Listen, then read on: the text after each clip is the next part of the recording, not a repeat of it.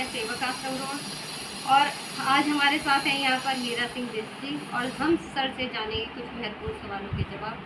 तो सर नमस्कार। सर नमस्कार। नमस्कार सर, मेरा सवाल आपसे ये है कि जिस तरह से उत्तराखंड में जो है बीजेपी सरकार पाँचों की पाँचों सीटें लेकर गई है, क्या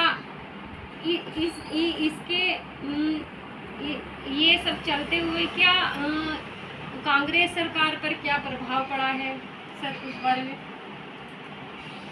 कांग्रेस पार्टी तो बहुत बड़ी राष्ट्रीय पार्टी है। चुनाव हारना जीतने से उससे कोई प्रभाव नहीं पड़ता। वो अपनी नीतियों पर कायम रहती है, वो अपने विकास के कार्यक्रम नहीं छोड़ती है। किसान की मजदूर की देश की स्वाभिमान की लड़ाई लड़ती है।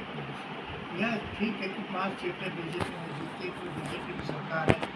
जिस तरह बीजेपी खरीद फरोख्त पूरे देश में कर रही है, उत्तराखंड में कर रही है।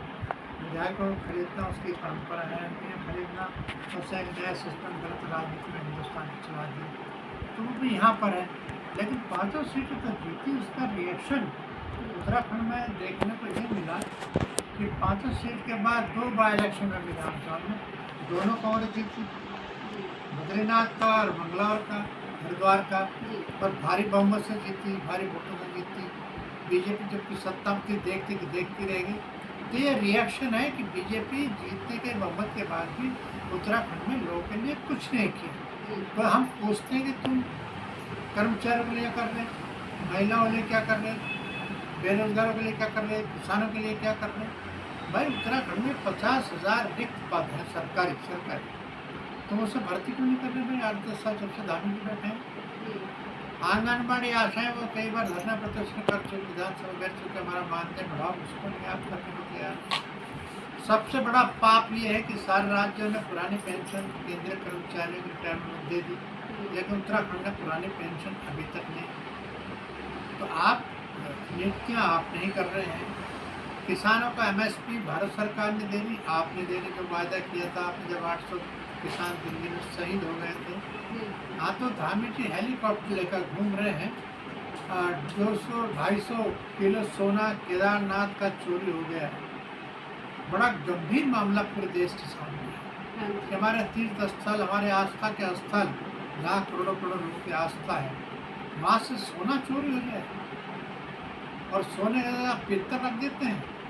जबकि प्रशासन बीजेपी के हैं, सरकार बीजेपी की है, उस पर जांच क्यों नहीं बैठाते? जैसे आप अंकिता भंडारी केस में जांच बैठाने को तैयार नहीं, बीजेपी के नेता फंस रहे हैं।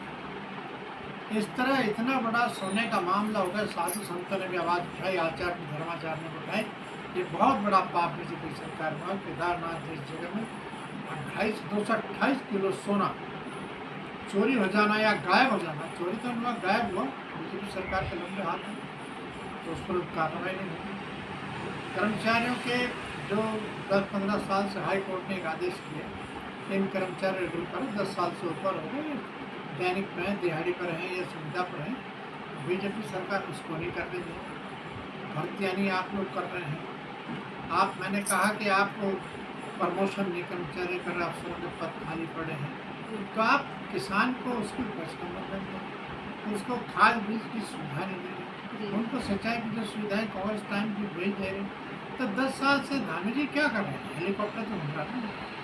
ये बताते हैं कि धार्मिक स्थल सुरक्षित नहीं है, महिलाओं का मान सम्मान सुरक्षित है, बेरोजगार रोजगार नहीं, किसान तक भरा है अपने उपज का मूल्य ठीक से लेने के लिए।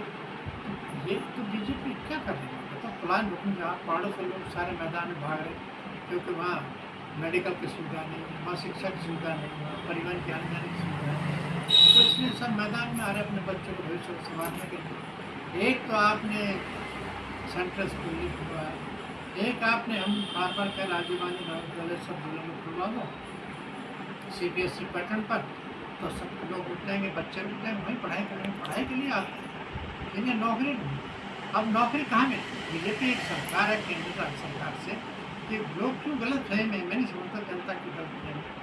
आपने हमारा सर्वे ऑफ इंडिया बंद कर दिया था, जो हिंदुस्तान का हेडक्वार्टर था, जहाँ पर 2,500-3 हज़ार लोग काम कर रहे हैं, जो जहाँ 200-250 एकड़ जमीन है, वो आपने बंद कर दिया। आपने ऑर्डिनेंस फैक्ट्री, IRD 4 डिफेंस के कारखाने, जहाँ 1,000 लोग काम करते हैं, जो लोग भर्ती करते वर्ष होती थी, वो आपने प्राइवेट को दे दिया। आपने CDR फोर्स हेडक्वार्टर है अकाउंट्स ऑफिस का, वो आपने बेच दिया।